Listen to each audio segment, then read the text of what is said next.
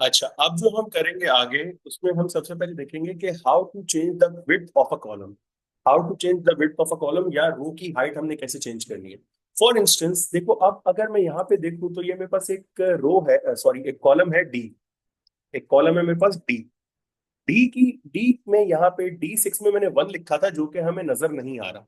Reason being कि मैंने इसकी विड्थ को काफी कम कर दिया। रो विड्थ का, सॉरी कॉलम विड्थ को हमने क्या कर दिया, काफी कम कर दिया। कॉलम विड्थ का मतलब ये होता है कि मेरा cell is not enough to maintain the value that has been insert in it और maintain the content of the cell. तो हम करते क्या है, हम इस सेल को, इसकी कॉलम की जो विड्थ है उसको क्या करेंगे, एडजस्ट कर सकते हैं bye dragging it. Bye dragging it, जैसे आप देखो मैंने डी और ई के बीच में जो है सेल को पकड़ा हुआ है, और मैं इसको जैसे ही ड्रैग करता हूं तो ये सेल अपनी कॉलम विड्थ को क्या करता है, चेंज करता है, कभी ऐसे कभी ऐसे। आई बिलीव ये चीज सबको समझ आ रही होगी। लेकिन अगर मेरे पास माउस नहीं है तो मैं किस तरीके से अपने सेल की विड्थ को जो है, कॉलम की विड्थ को जो है वो सही करूंगा। कॉलम विड्थ सही करने के लिए मेरे पास तरीका होता है ऑल्टर HOI। किस तरीके से हम करते हैं, ऑल्टर HOI। आप ये देख सकते हो, ये जो मैंने ब्लू की है अभी, ऑल्टर HOI। ये एक फॉर्मूला है जिससे हम किसी भी कॉलम की विड्थ को सही कर सकते हैं। फॉर एग्जांपल अगर अभी आप देखो तो कॉलम ओ जो है हमारे पास, मैंने उसकी विड्थ खराब कर दी है। अब मैं ओ के किसी भी एक सेल के ऊपर एक्टिव रखूंगा उस सेल को, and then all I have to press is alter HOI। तो आप देखो कि अब कॉलम ओ के अंदर जो भी लिखा हुआ है वो सब कुछ क्या हो गया, एडजस्ट हो गया। और अगर मुझे पूरे कॉलम को एडजस्ट करना है एक साथ, तो I have to select the column and then alter HOI।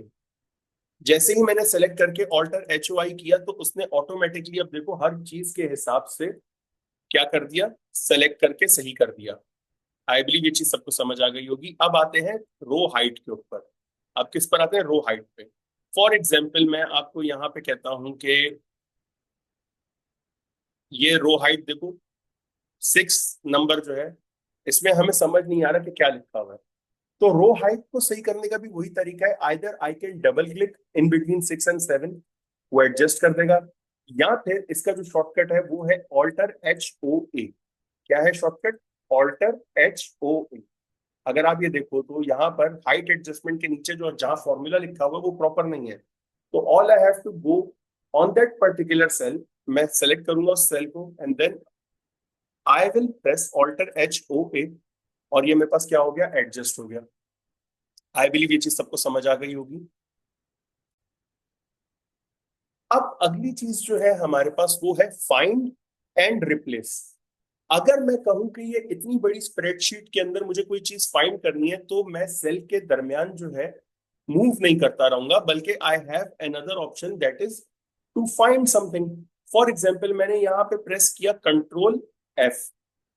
मैंने Ctrl+F जैसे ही प्रेस किया उसने मुझे कमांड क्या दे दिया कि मैं ये चीज फाइंड कर सकता हूँ।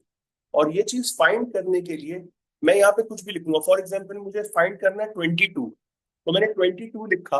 अब इस शीट में जहां जहां 22 लिखा हुआ होगा वो उसको फाइंड कर लेगा ऑटोमेटिकली। आई नीड, अगर मैं एक से ज्यादा फाइंड करना चाहता हूँ तो मैं फाइंड ऑल पे क्लिक कर दूंगा, और जहां जहां 22 लिखा हुआ है वो देखो मुझे सेल का रेफरेंस दे देगा। फॉर एग्जाम्पल ये -22 लिखा है, +22 यहाँ लिखा हुआ है वाई में, Y12 में, उसने मुझे Y12 का रेफरेंस दे दिया। सही, फिर उसने मुझे S13 का रेफरेंस दे दिया। S13 के नीचे N22 का रेफरेंस दे दिया उसने मुझे। उसके नीचे मुझे उसने X23 का रेफरेंस दे दिया। उसके नीचे उसने मुझे P24 का रेफरेंस दे दिया। उसके नीचे T24 का रेफरेंस दे दिया। उसके नीचे Q25 का रेफरेंस दे दिया। इन सब में क्या है, मेरे पास 22 मेंशन है। जब मैंने 22 सर्च किया तो उसने हर चीज का मुझे 22 बता दिया। अगर मैं यहाँ पे -22 लिख के अब मैं करता हूँ फाइंड ऑल, तो देखो मुझे सिर्फ एक ही रेफरेंस दे रहा है, विच इज T24। T24 में देखो -22 है, बाकी जितने 22 थे सारे क्या थे, पॉजिटिव थे। अच्छा, ये तो हो गया फाइंड का। अगर अब मुझे इसको रिप्लेस करना है, अगर मुझे इसको क्या करना है, रिप्लेस करना है। फॉर एग्जाम्पल मुझे कोई चीज रिप्लेस करनी है तो मैं क्या करूंगा, मैं प्रेस करूंगा Ctrl+H। जैसे ही मैं Ctrl+H प्रेस करूंगा तो पहले मैं वो चीज ढूंढूंगा जिसे मुझे रिप्लेस करना है। फॉर इंस्टेंस यहाँ पे मेरा नाम लिखा हुआ है, मैंने अपने नाम को रिप्लेस करना है, तो मैंने सबसे पहले क्या किया, अपना नाम लिख दिया फाइंड व्हाट में, और इसको रिप्लेस किससे करना है वो लिख दूंगा मैं यहाँ पे। तो इसको मैं रिप्लेस करता हूं,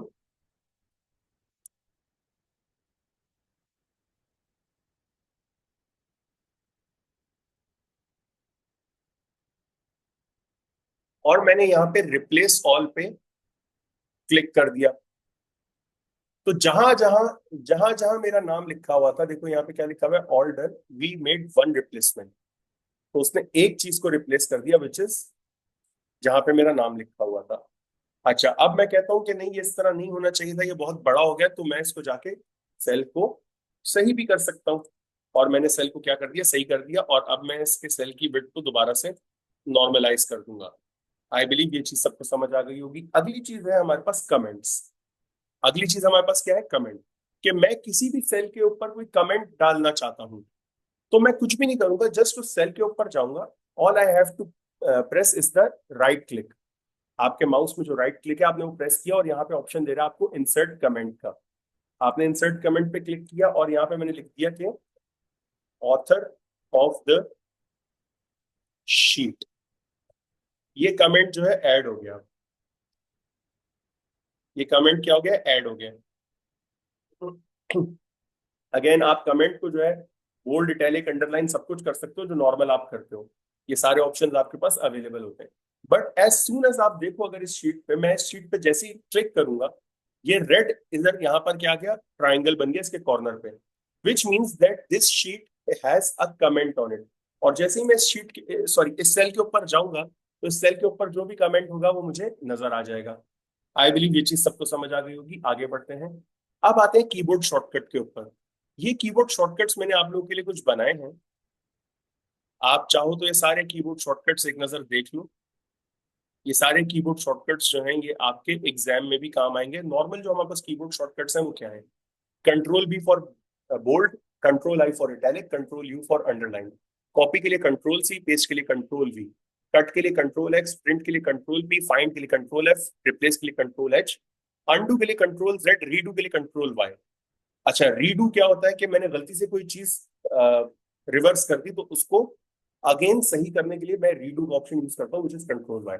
हाइट एडजस्टमेंट मैंने अभी आपको बताई, जो रो हाइट हम एडजस्ट करते हैं। विथ एडजस्टमेंट जो मैंने अभी आपको बताई, कॉलम विथ हम एडजस्ट करते हैं। Format as percentage, new file मैंने आपको बता दिया, ओपन फाइल मैंने आपको बता दिया, फाइल सेव एग्जिस्टिंग कैसे करनी है, सेव एज कैसे करनी है, एडिट कैसे करना है सेल को, डिलीट कैसे करना है सेल को, और रेंज ऑफ सेल हमने कैसे सेलेक्ट करनी है, सारे फॉर्म, ये सारे मैंने आपको बता दी कीबोर्ड शॉर्टकट। अब हमारे पास अगली चीज आती है प्रोटेक्शन। हमारे पास प्रोटेक्शन में क्या होता है, मैं चाहूं तो किसी सेल को प्रोटेक्ट कर सकता हूं। For example this cell and I need to protect it, तो मैं इस सेल को सेलेक्ट करूंगा, यहाँ पे राइट क्लिक करूंगा, मेरे पास ऑप्शन आ जाता है फॉर्मेट सेल का। फॉर्मेट सेल पे मैंने क्लिक किया, ये आखिर में आपके पास आ रहा है प्रोटेक्शन। मैंने इस प्रोटेक्शन को ओके किया। अब ये सेल जो है प्रोटेक्टेड है, मतलब ये सेल अब प्रोटेक्ट हो गया है। अब मैं